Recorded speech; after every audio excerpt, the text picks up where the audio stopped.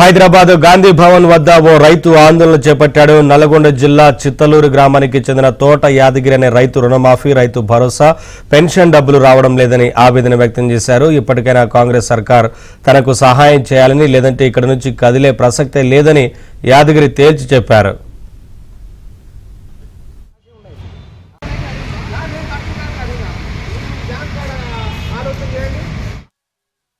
నేను బోనసు స్పష్టంగా 50 క్వింటాల్ 80 కిలోలు అమ్మిన స్పష్టంగా.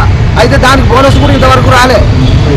సరే సన్నోట్లకు అన్నావు, పోచినావు చేసినావు, సరే 500 బోనస్ వస్తుంది కదా అని చెప్పంటే బోనస్ కూడా రాలే.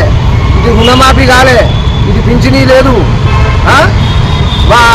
మా పరిస్థితి అంటే ఆరోగ్యాన్ని ముచ్చడానికి మేము మా దేవుని తయారు చేసుకుంటున్నాం. మా అబ్బాయికి కనీసం కారణం వస్తే 25 లక్షలు అయినాయి. నువ్వు ఎందుకు కట్టలేదు, ఈ పైసలు నువ్వు ఓడి కట్టలేని అనుకున్నావు కదా. అటువంటి ఇబ్బందులు ఉన్నాం కాబట్టి మేము కట్టలేకపోయినాం. నాకు మేము పిల్లలు అమ్మాయి కాబట్టి ఎటు చేసి నాకు 2 లక్షల రుణమాఫీ చేస్తే చాలా సంతోషమైన విషయం. మీరు వాళ్ళు వచ్చినాక నేను లేవను, స్వచ్ఛంగా నాకు ఒప్పుకోవాలి. అంతవరకు దాకా నేను ఉంటా.